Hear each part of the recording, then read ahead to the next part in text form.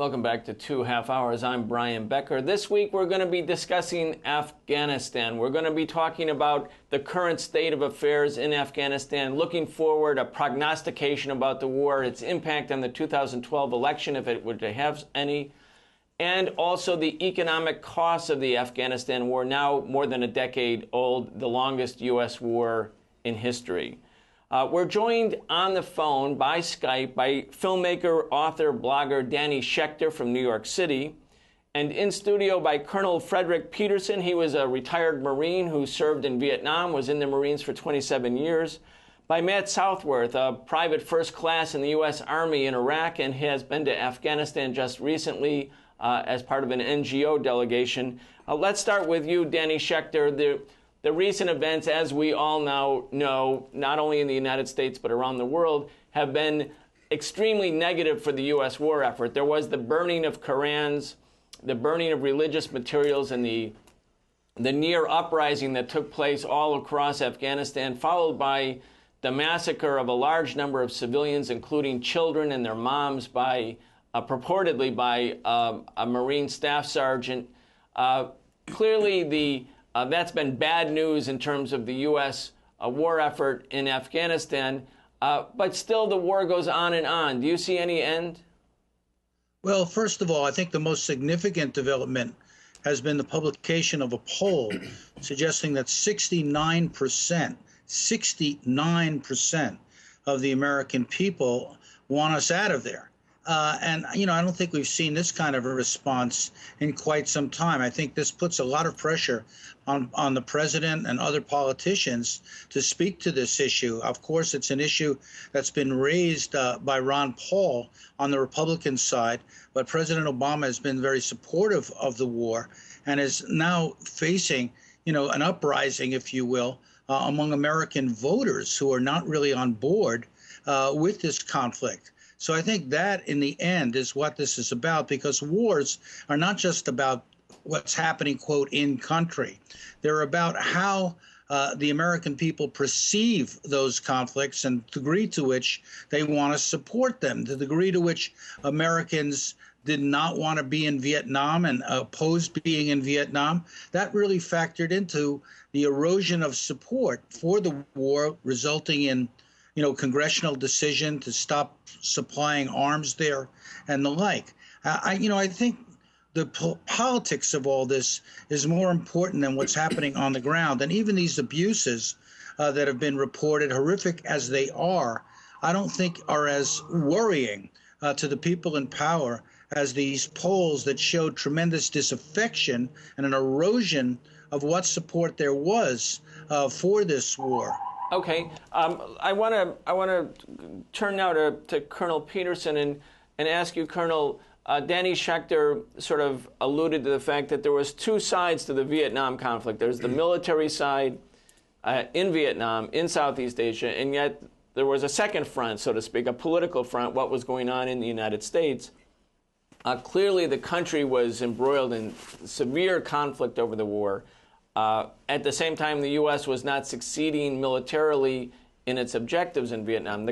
The correlation or combination of those two things led in 1973 to the withdrawal of American forces. Now, Danny Schechter's right that there is a growing disillusionment with the war, but nothing like the kind of anti-war movement that was riveting the country in 1969, 1970, 71. So we're going to come back and talk about the politics of the war at home in a moment, but I want to ask you as a military person, looking at the battlefield, we are 11 years into the war. Can the U.S. militarily succeed in Afghanistan, and what does that mean? Well, let me revisit, if I may, for a moment, the assessment that had been given by yourself and by Danny of the Vietnam War and what was actually happening on the ground there. After Tet of '68, this is ancient history to many of your listeners, but after the major Tet Offensive of 1968, which exposed the entire infrastructure of the Viet Cong, the native enemy within South Vietnam, and the aggression from the north through the entire country, the entire infrastructure was exposed, fought, and eliminated virtually eliminated from the village level all the way up to the national level. Post that Tet Offensive, after that Tet Offensive, all of the actions, virtually all of the actions throughout the country were done not against Viet Cong, because that threat, the nativist inside threat, it was done against North Vietnamese Army, because that was the only force that was left. And we could draw our success in Vietnam from the conclusion of the Tet Offensive in '68. When I was there in late '69, could I jump in here, Colonel? Can I jump in here? Sure. Go ahead.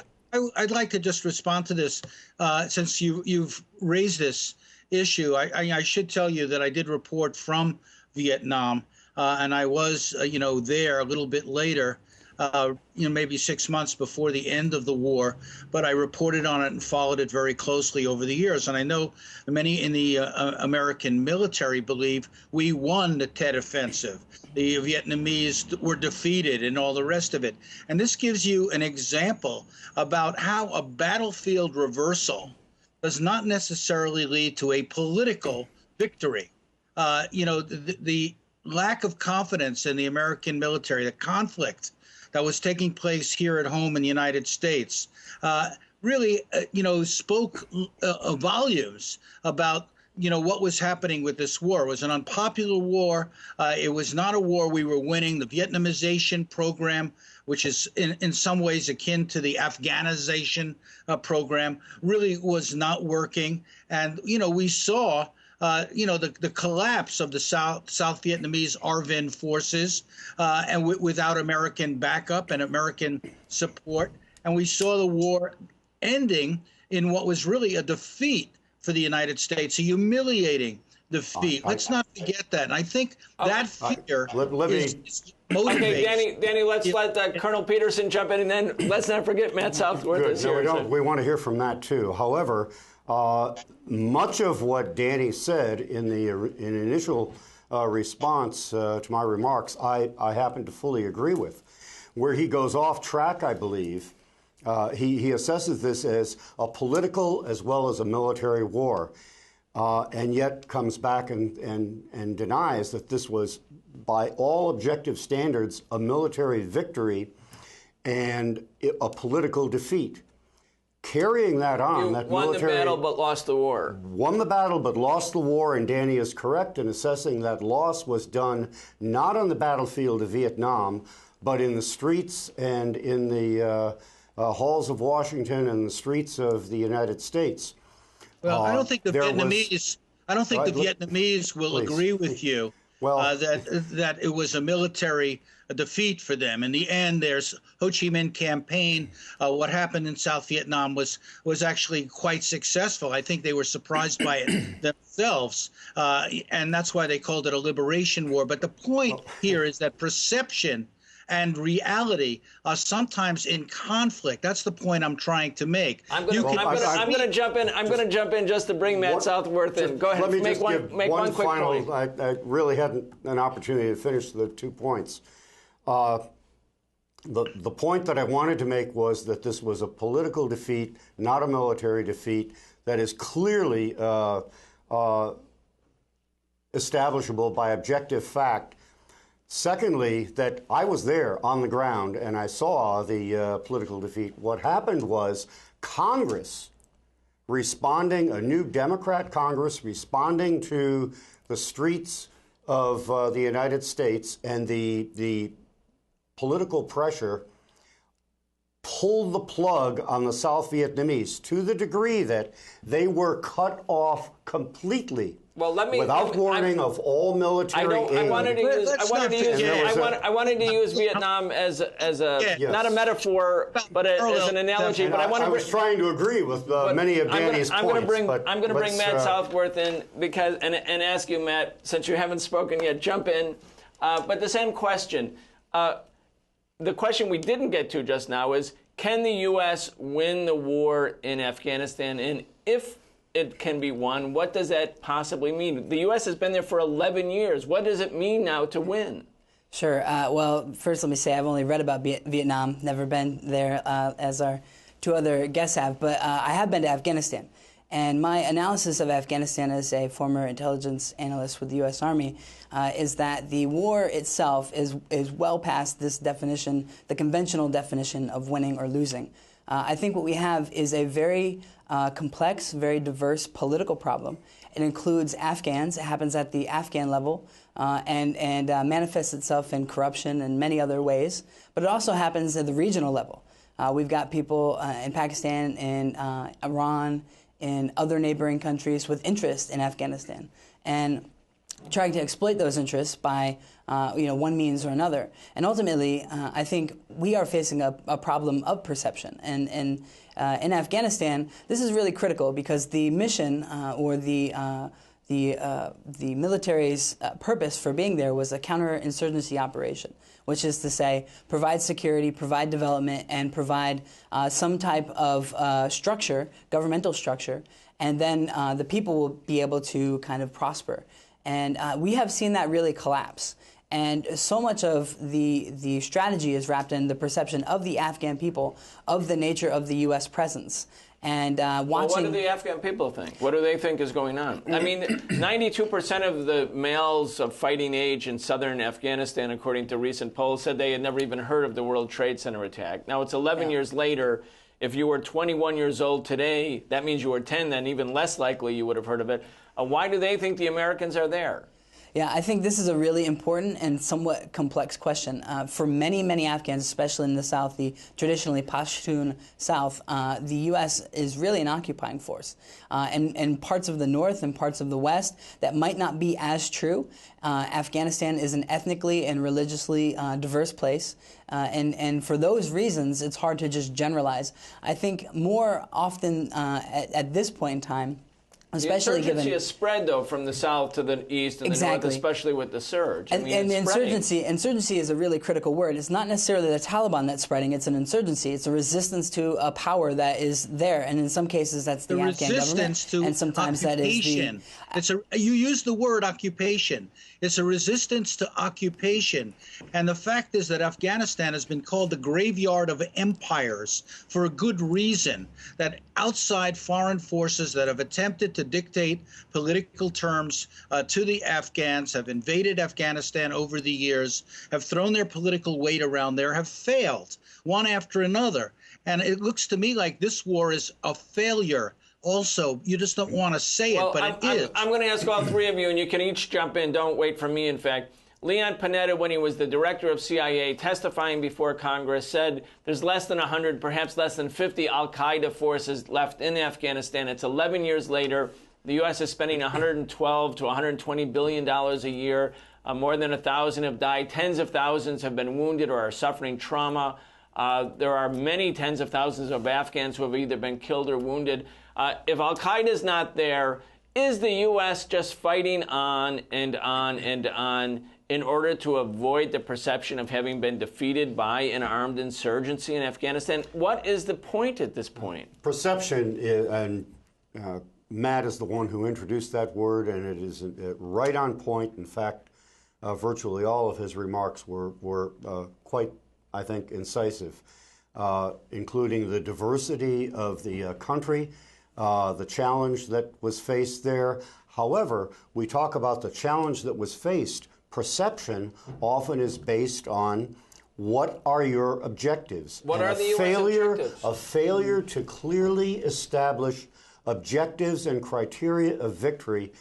And now we're even further muddled. No, actually we don't, because they haven't been given to us. Okay, so President Obama came in. Yes. He doubled and then trebled the number of U.S. troops as part of Doubled and tripled down on the investment because not of strategic clarity of mission and focus, but to respond to political pressure to enable him to critique or criticize the investment for good or for bad. I mean, let's not forget. Being made in let's Iraq. Not forget. May I jump in here? What was done is we have the investment that was made in Afghanistan. Let Danny just wait 1 second, and let Colonel Peterson go another 30 seconds, and then let's have Danny Schechter respond. The investment that was made in Afghanistan was made without asking what is that investment for? And before we can commit American lives, before we can commit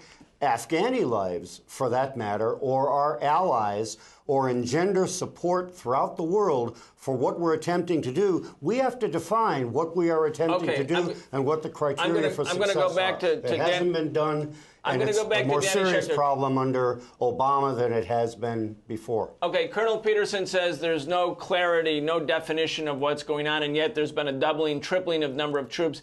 Danny Schechter, from your point of view, I'm going to ask you the same question. Why is the U.S., why did Obama expand the war in Afghanistan, and why doesn't it just end? First of all, Obama in his campaign called Afghanistan the good war and Iraq the bad war. He wanted to get out of Iraq, so he talked about moving it over to Afghanistan. Was that pure politics? A political reason, because the Iraq war was lost. So they moved into Afghanistan. They had Petraeus there. They had all sorts of counterinsurgency operations which failed, one after another.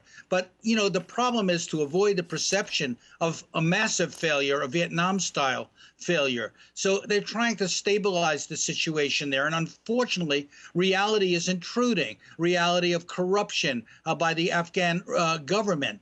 Reality of hostility by the Afghan people who are attacking American soldiers who are not doing their job as we see their job to support, you know, our efforts there.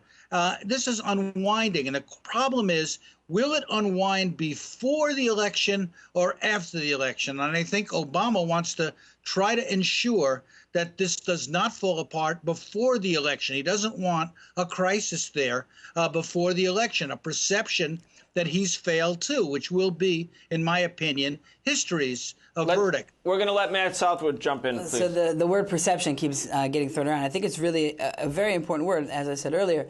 I don't disagree with Danny that the war strategy has failed. I certainly have written extensively about that, because the strategy as it is to win the hearts and minds. I mean, to use the term actually really coined in Vietnam.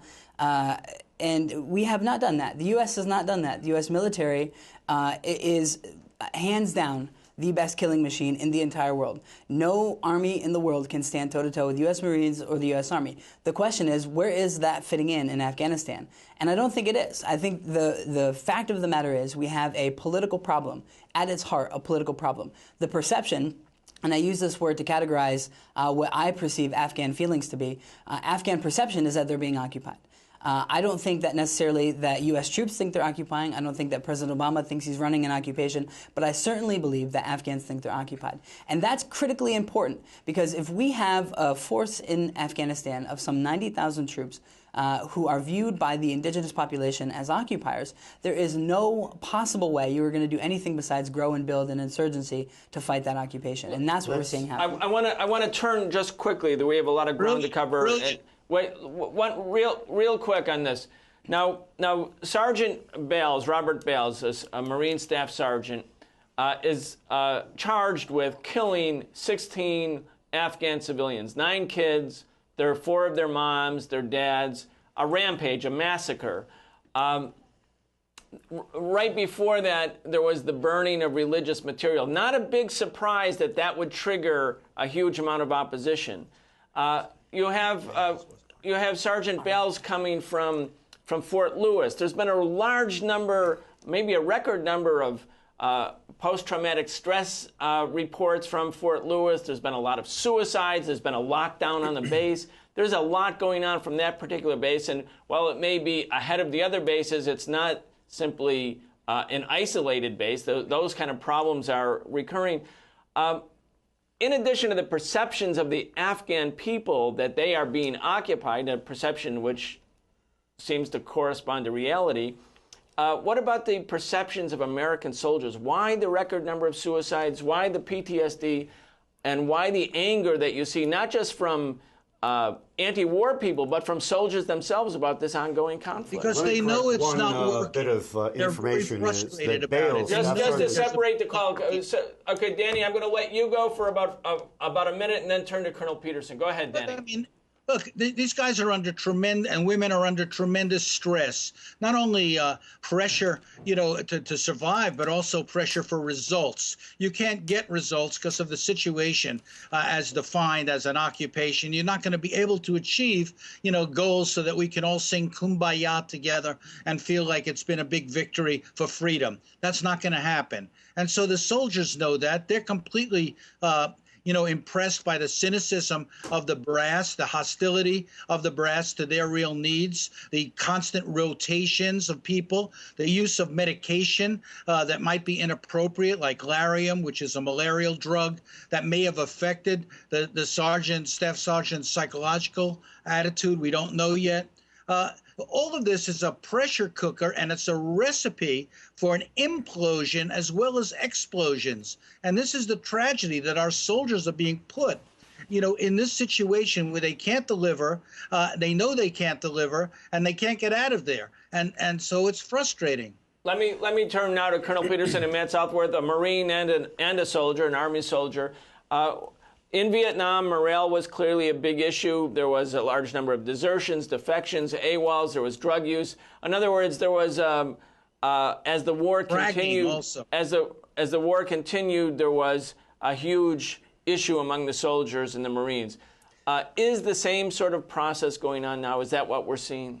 Well, first of all, the premise, I think, could be revisited, but we don't want to go there, that there were a huge number of internal problems in the military. There were some, admittedly, but let's go back to Afghanistan, which is the focus of your primary question. Staff Sergeant Bales, let me correct for the record, was not a Marine. He was an Army Staff Sergeant. True. He has certainly done, by all accounts, a very heinous crime, and that was a crime for which he is due a day in court, and will, if this is proven beyond, and it gives every appearance that he is guilty without provocation of the crimes. I could say, for one, as being a former veteran, that a crime, whether it's done in a war zone or whether it's done in the streets of any city or village in the world, should be prosecuted to the full extent of the law. Staff Sergeant Bales cannot nor should not be able to hold up PTSD or anything else as an illegitimate defense.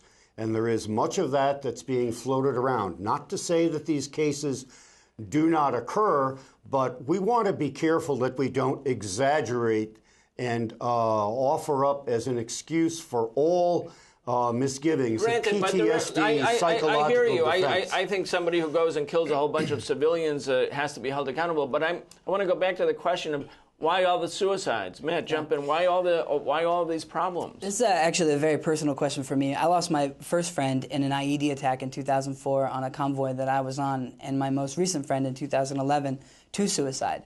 A 26-year-old gentleman who leaves behind a 4-year-old little girl.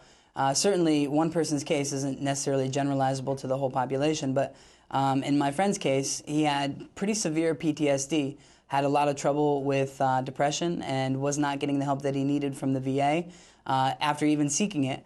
And he decided that his way out was to take his life. And it's tragic. It's absolutely tragic. The killings in Afghanistan are absolutely tragic. From a practical standpoint, there were more suicides in 2009 and in 2010 than deaths in combat. About 36 veterans per day attempt suicide, 18 complete. This really is an epidemic. And that's the Center for New American Security providing that statistic based on Department of Defense information. So these are DoD statistics.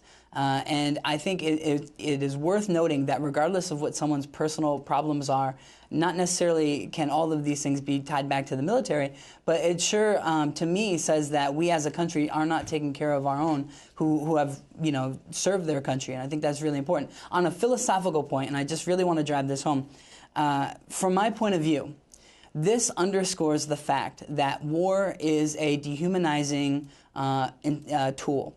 War as an institution, war as we know it, violence as we know it, dehumanizes not only the people who are occupying or perpetrating acts such as Staff Sergeant Bales, but it dehumanizes the people who commit them.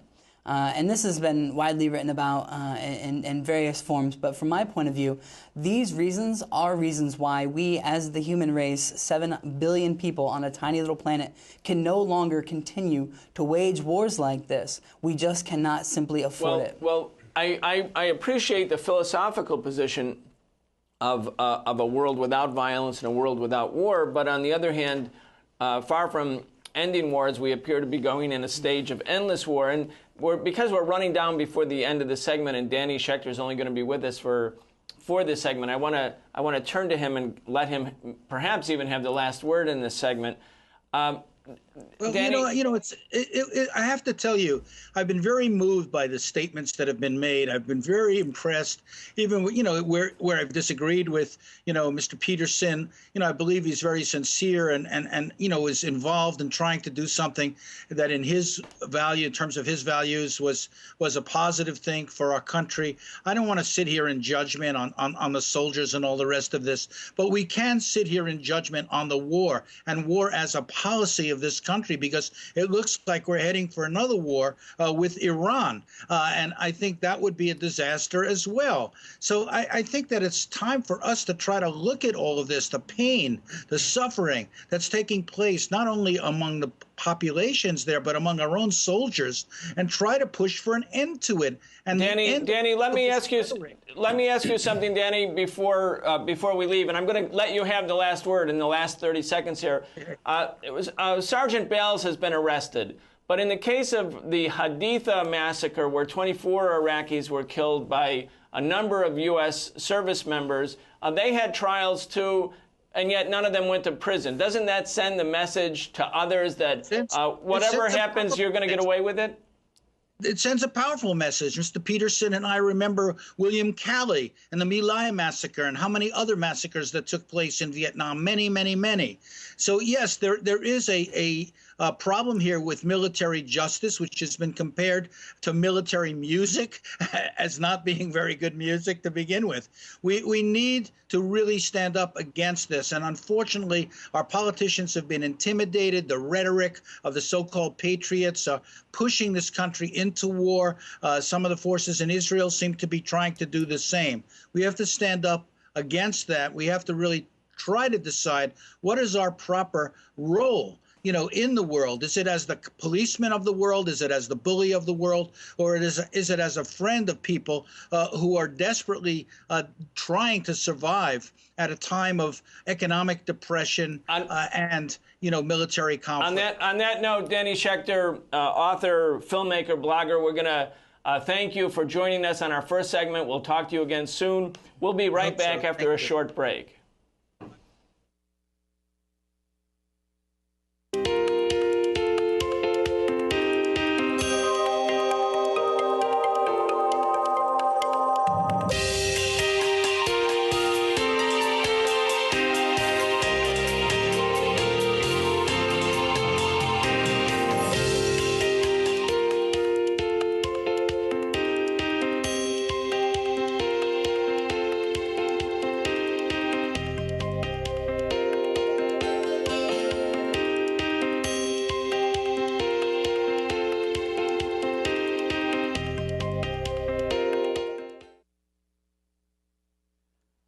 Welcome back to the second segment of 2.5 Hours. I'm Brian Becker. We're talking about Afghanistan, about the human cost and the economic cost and the progress or lack of progress in the war effort, and especially given the recent round of atrocities, the killing of civilians, the burning of religious materials.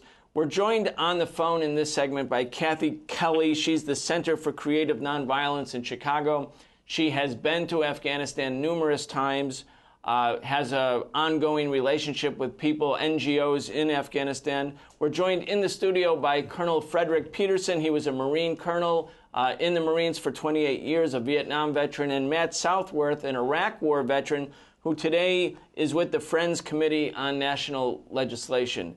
Kathy Kelly, let's start with you. We talked in the first segment about what a military victory means, if anything, in the context of the reality of Afghanistan. You've been to Afghanistan.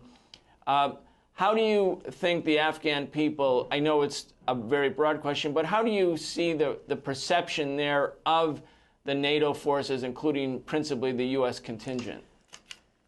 Well, Frederick, Matt, and Brian, thank you for including me in this time together. You know, a fairly large number of us, 30, had gone over to Afghanistan in March of 2011. And quite honestly, we regularly were encountering people who said, oh, my goodness, if the U.S. troops leave, then the Taliban will be here in 5 minutes. But in the intervening year, I've been surprised and really, in a way, encouraged, because some of the people who had placed great trust in the United States, a trust which I'm sorry, but I believe is misplaced in terms of U.S. desires and goals and aims in the region, when they saw that the United States is negotiating now with the Taliban, or certainly had been trying, that trust level went down quite a bit. Afghan people with a group called Transitional Justice said that they now want to know, and they want to know clearly, what exactly are the U.S. purposes for wanting to stay. So I think that there isn't anything completely static. I can certainly say that as regards the Afghan Youth Peace Volunteers, which is the group that has invited our delegations to go, we've now sent 7 delegations from Voices for Creative Nonviolence. The Afghan Youth Peace Volunteers do not see a military option as any kind of a solution for the situations they face. I mean, they're in a country where there are 400 new refugees every day displaced by the war. That's an Amnesty International statistic from just a month ago. And when I was there in February, there's one particularly wretched, squalid, sprawling refugee camp called the Charahi Khamba refugee camp. 8 children in that camp froze to death. Overnight, froze to death. It was so cold. And I specify that one. There were 40 Afghans who froze to death during the harsh winter, and 26 of them in Kabul. But in that camp, it's right across the road from a sprawling United States military base. And you see the convoys of trucks, many of which have paid bribes to drug warlords and even Taliban warlords in order to bring these trucks from ports,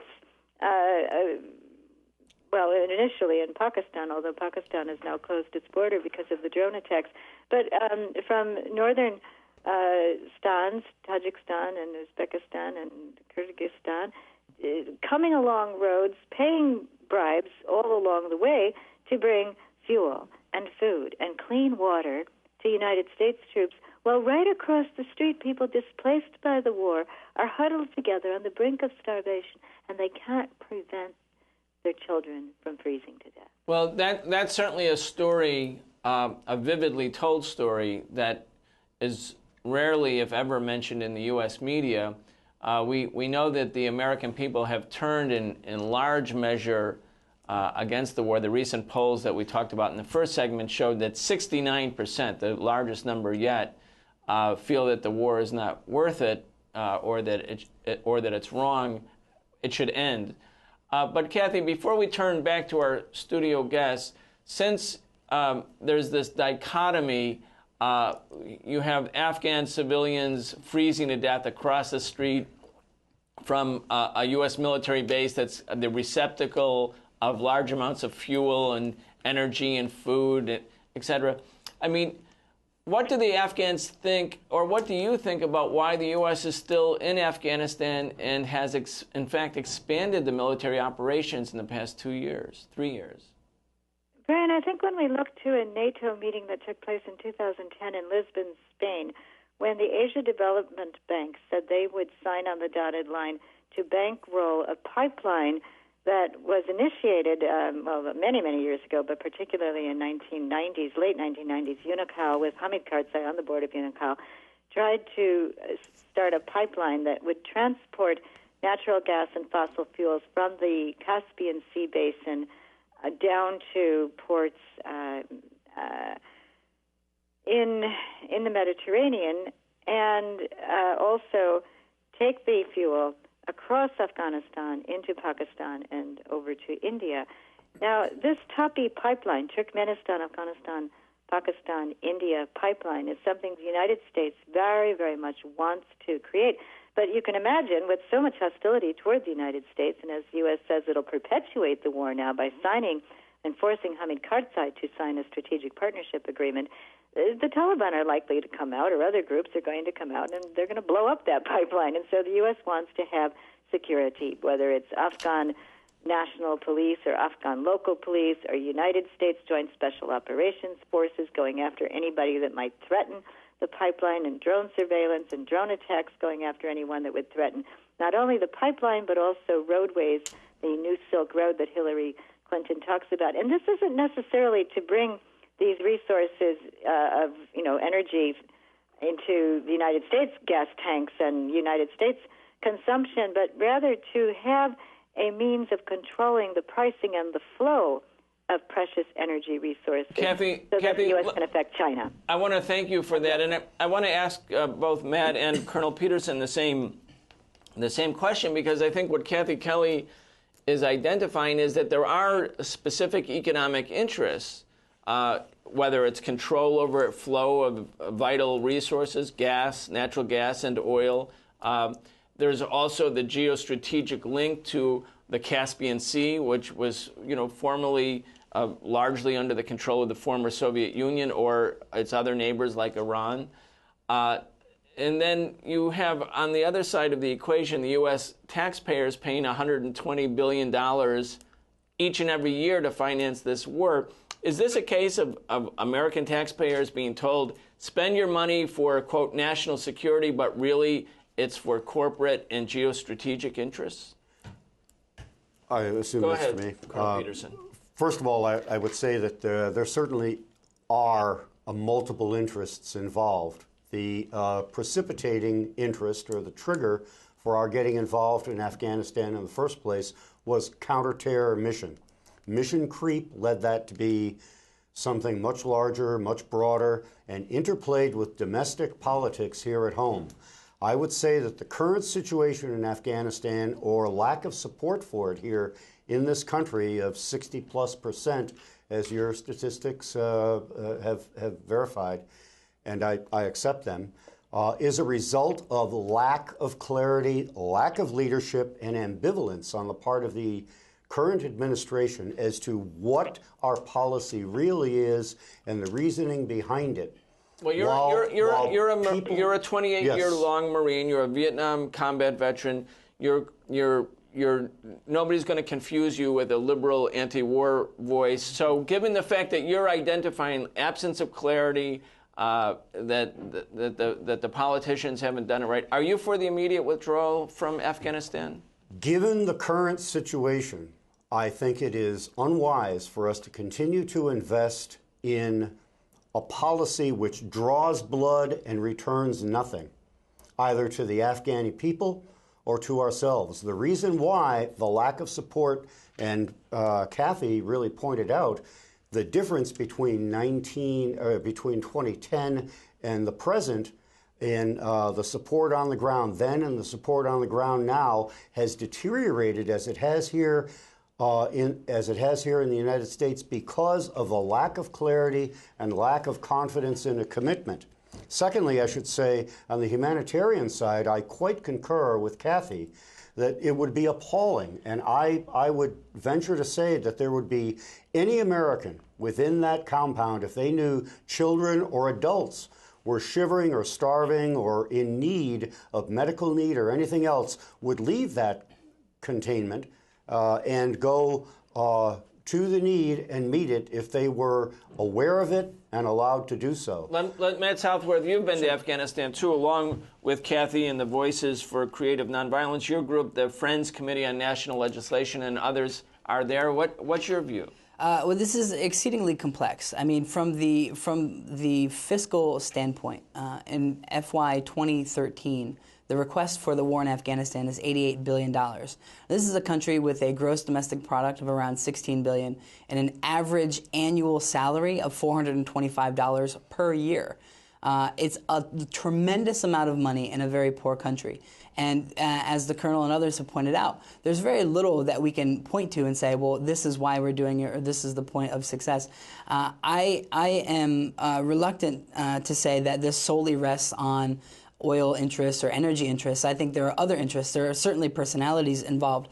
And I think, to get back to the earlier point of negotiations, one of the biggest problems we have right now with the political situation in Afghanistan and the region is that the Department of Defense is leading negotiations which are predicated on the premise of keeping the United States in Afghanistan for at least the next 10 years as a part of a strategic partnership. The nature of that presence is not publicly defined, but I'm sure the Pentagon knows what it wants to get out of this. And that is an inherent problem, because it's leading to dealing with the Karzai government, the Taliban, and leaving out large swaths of the Afghan people. Not only that, but it's not a focus on ending the conflict. And if you want to end the U.S. war in Afghanistan, that's fairly simple. You leave, the U.S. troops have to leave. If you want to end the conflict, why do they want to stay there another 10 years? You know, frankly, I don't know the answer to that question. I think Kathy brings up a very poignant argument with the oil interests. I think that there is a notion of a strategic military interest, which to me defies logic, because if you wanted to be in Afghanistan to have kind of an anchor force against Iran or Pakistan or whomever else, wouldn't those countries do whatever they could to make those bases untenable? I mean, it just doesn't make a lot of sense to me. And I think those countries, Iran and Pakistan in particular, have much more of an inherent interest and better connections in Afghanistan than the U.S. does, which, again, coming back to an earlier point, is viewed as an occupier at this point by many Afghans. Just briefly, and then I want to go back to Kathy Kelly. On Kathy's high aspirations, moral aspirations to nonviolence, and I would pay homage to that and genuflection. However, I would think that policy or that aspiration much more realistic if it was shared on both sides. If the Taliban would be, or the Al-Qaeda would be recoiling in horror at some of the acts that have been committed in their name, and we together could join in aberration of nonviolence, then it would become realistic rather than an airy aspiration. Okay, Kathy, if you want to jump in, feel free. Well, thanks so much, Frederick. I think I find some hope in knowing that 65% of Afghanistan's population are under 25, and some of those youngsters are ready to say, look, the spiraling of violence is not worth it. We don't want a future wherein, blood won't wash away blood.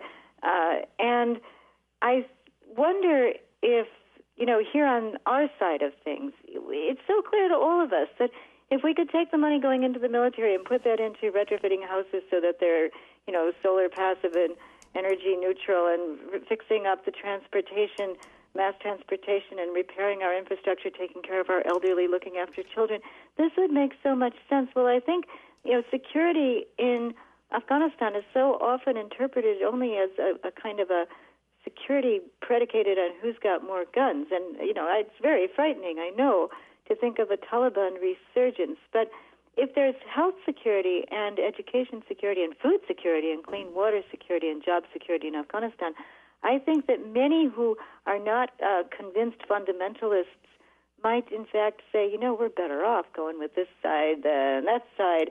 And there could be a way to wean people away from joining Taliban groups. Now, Leon Panetta, when he was in charge of the CIA, before he swapped positions with General Petraeus, he was asked in December 2010, how many Al-Qaeda operatives do you think there are in Afghanistan? And he answered 57. 57. I mean, that's not all that daunting in terms of being able to try to figure out how can people be isolated from perpetrating great crimes and harms against other people, but using drones. Do you know there are 65 to 70,000 Air Force personnel hired by the United States Air Force to examine the footage from the drones, which would be footage equivalent to 58,000 full-length feature films. And they're doing so in order to better understand patterns of life in Afghanistan. Well, you, Matt, and I could take people over there and say, we could show you some patterns of life in Afghanistan. Come meet the people who hosted us. Come walk down the streets. Come understand a young widow whose husband and his 4 friends were just killed by a drone attack, and they don't even know why.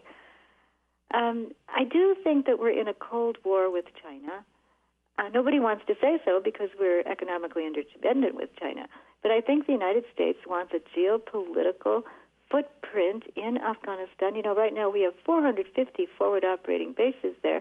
And they not only want to protect U.S. energy interests, but also they want to be able to say to China, to Russia, certainly also to India and Pakistan, we can exercise control over the pricing and flow of resources that you want access to. Well, that's an important point, and I'm glad you raised it. We know that President Obama, when he was in Australia, sort of signaled that there would be a big tilt, a focus on Asia from a U.S. military point of view going forward. There's just been an announcement that thousands of Marines, U.S. Marines, will in fact be stationed in Australia. The U.S. is trying to build strategic relationships with other South Asian and Southeast Asian nations, excluding China. Afghanistan borders China. And when the drawdown, the purported drawdown, was supposed to start following the surge, which they said the surge in the U.S. military lead would end in 2014, you're also hearing voices from within the Pentagon that say, well, not so fast. And as you said, Matt, there's a projection of another decade. Well, another decade really could mean 2 decades or 3 decades, or it could mean forever. Is this a new Cold War? Is that really what's going on, even though the American people have not been told that? That's spending $120 billion or next year $88 billion. Is that what's going on? Well, frankly, in my view, if that is what's going on, it defies all logic. To borrow money from China to pay for a war in Afghanistan or wars in Iraq, for example, just to warn off a future China makes no sense whatsoever. That's not to say that what a government does has to be logical, but it doesn't make sense. I think that there are so many layers to this, and at some levels, there are personalities who are kind of carving out their own positions. And who are they? It's hard to say. I think they're the people we don't hear from. I think the people we don't necessarily see. I think that, without a doubt, earlier this year, when the Defense Guidance Report was presented at the Pentagon by Leon Panetta and President Obama went for that press conference. It's pretty unprecedented for a sitting president to go to the Pentagon for a press conference, but President Obama did. When that happened, and when the strategic partnership, when the defense guidance was announced, it was very clear that there was kind of a sign to Pakistan that they lost I won't want to say battle, but they lost the contention between them and India to be a friend of the U.S. And it really highlighted India as a strategic partner in the U.S. relationship in the Pacific Ring area. And I think that is important. Taken all together, I think very little of this actually has to do with Afghanistan and the war on the ground. What we are facing right now is a political problem, entrenched political interests, and people from outside Afghanistan operating in Afghanistan to undermine whatever the U.S. does, whether it's benevolent or not. So I think taking the war in Afghanistan in that context is important, but also realizing that it makes absolutely no sense to have a Cold War with China and rely on China to fund your Cold War with them. I want to go back to a subject that we were talking about before in the first segment, and that's how the U.S. soldiers and Marines and their families interpret this. Because it's very fine on talk shows for pundits, not us, of course, to be discussing the geopolitics, the strategic interests, the conflict with China, the competing economic, corporate, or banking interests in resource-rich, geostrategically important parts of the world.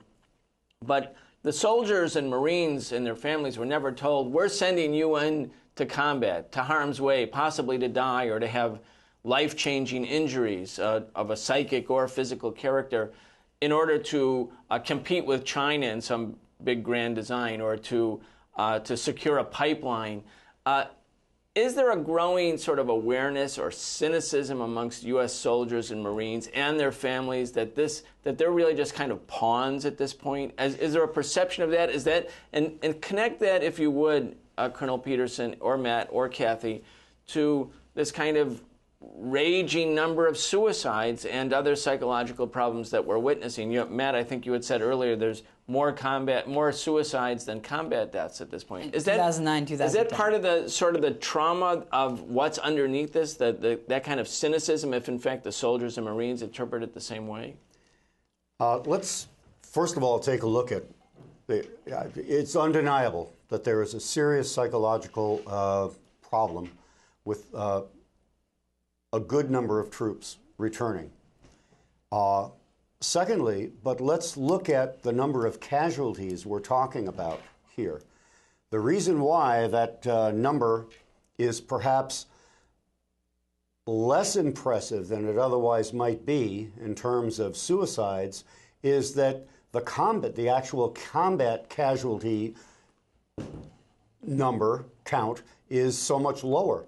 In Vietnam, hundreds, and in fact many hundreds, were dying on a daily or a weekly basis. We're talking about a much lower level of combat here. Secondly, I should say that when the troops return and the reaction to the troops and the family to this, there is a psychological reaction. Some of the pressure we are putting on them by utterly unsustainable, if not immoral, rules of engagement, which are placed upon the troops in engaging the enemy where they find them. And that those rules of engagement create stresses and meaning they should be able to shoot quicker? I mean, yes, absolutely. They should be. In other words, it's traumatic if they're told to. It's traumatic if they're told they have to be blown up or shot first before they can return fire. Yes. Is that how you see it, Matt? One other thing is the rotation, which Matt alluded to a bit before, and when troops are doing 1 or 2 tours, that is a substantial burden on the troops and the families. When they're doing 4 and 5 and more rotations, that is very hard to sustain over time. Matt and Kathy can jump in a moment too. Like in World War II, men and women went for the duration of the war, right. and yet there was a national unity around the war because there was a consciousness that the U.S. was fighting world-class powers, that Germany and Japan had ambitions, that Pearl Harbor had been attacked, et cetera, et cetera, et cetera. In other words, it didn't, even 400,000 deaths, not 1,000, but 400,000 deaths and more than 1 million casualties didn't create an anti-war feeling or a high poll numbers against the war because people understood the war, or they thought they understood it. I mean, I want to go back to the question, do the soldiers and Marines now feel like they're just really being what has, the old cliche, they're just cannon fodder, sent to kill and be killed, and it's really not for what they've been told? I'm going to take a slightly different tack than the Colonel did. I think this is a really critical and important point. The war during the 1920s, 1930s, 1940s, World War I, World War II, those wars were very different from the wars we see today. Soldiers are now fighting in people's neighborhoods. These wars aren't happening in a vacuum. They're not happening in a field. They're not happening between 2 mechanized armies. They're happening between a very well trained, very well mechanized army, the U.S. Army and other foreign militaries, and the Afghan people, people who have perceive that they're occupied and have thus become insurgents, or in some cases are fundamental idealistic Taliban. But either way, they're just ordinary Afghan people. It's not, an Afghan army per se. So I think there are 2 very different environments. In terms of, casualties in war, I think part of the reason there are fewer casualties now than there have been in previous wars is the battlefield medicine has improved so much, and I think that plays a significant role. If you look at medevaced, people who have been medevaced with either wounded in action or, and include also killed in action, in Iraq and Afghanistan, we're talking about over 120,000 people. So the number is actually significantly higher than just the killed in combat toll would allude to. In terms of how troops feel, I can only really speak for myself when I served in Iraq. And I guess I would say that there was a division among older troops, older soldiers, and people my age, in the early 20s. The older folks said, you know what, mission first, doesn't matter. We don't care if we agree or not. This is what we've been sent to do. This is what we're going to do. And the people my age, the people who are now in large numbers taking their lives, had a different perception. We thought, we really can't explain this. We don't know why we're here, and that here was Iraq at that point in time. And we were questioning our presence. And I think without doubt, that plays some kind of role. There are costs in this that we can't calculate for. The cost of a soldier who comes back and is not getting medication from the VA that he needs and goes out and has performs a robbery to get the medication, the cost to jail that person, the cost to that person's family for lost wages, etc. There are costs we can't accommodate for, but we can certainly accommodate for the cost of soldiers who are coming back and who are just being pushed through the system without getting proper care, proper help. We have less than 2 minutes. Time flies. And I want to go back to Kathy Kelly. Kathy, Matthew Hoh resigned from the State Department. He's a military person. He resigned because of his opposition to the Afghan war. And he said the presence of the U.S. military forces and NATO forces was in and of itself the catalyst to the formation of armed insurgent groups, not just the Taliban, but many, I think he said 140 perhaps groups that were only united based on their opposition to foreign occupation. If that's true, and the U.S. can't militarily defeat these newly catalyzed insurgents, what other options are there to end the war? Clearly, negotiations with bringing back the Taliban is one, but that seems to be faltering, and the Taliban don't want any U.S. military bases. So from your point of view, as someone who has close-in knowledge and has been following U.S. policy for a long time, how do you see the light at the end of this tunnel? Well, I think that certainly the United States troops should be brought back to the United States. I think that we can, all of us, try to campaign on behalf of creating secure jobs with pensions and benefits and medical care for people in the United States whose livelihoods depend right now on either the military-industrial complex or the prison-industrial complex, and start looking for sensible options. And it's not that impossible. It's just that we're so beholden to corporate interests that are war profiteers.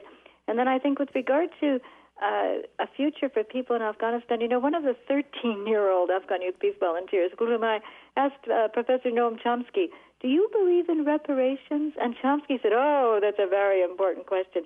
I know it's not a popular sell, but the right thing to do would be for the former Soviet Union, now Russia, Pakistan, and the United States all to pay reparations for the carnage and suffering caused along with any other country that has created so much destruction, despair, and bereavement in Afghanistan. I think we may be moving into a moment, a time, an opportunity with the dynamism of Occupy efforts. And, I certainly myself will take great heart from the Iraq Veterans Against War. When NATO comes to Chicago, May 20th, 21st, they're going to march up there as close as they can and return their medals and say, we don't want to be glorified for what happened in Iraq or in Afghanistan. And I certainly thank Matt and Frederick for the prescience of your views, and thank you also, Brian. Okay, Kathy Kelly, you have the last word. I want to thank you, Kathy Kelly, Voices for Creative Nonviolence, Matt Southworth, Iraq War Vet and the Friends Committee on National Legislation, and Colonel Frederick Peterson. We'll see you next time.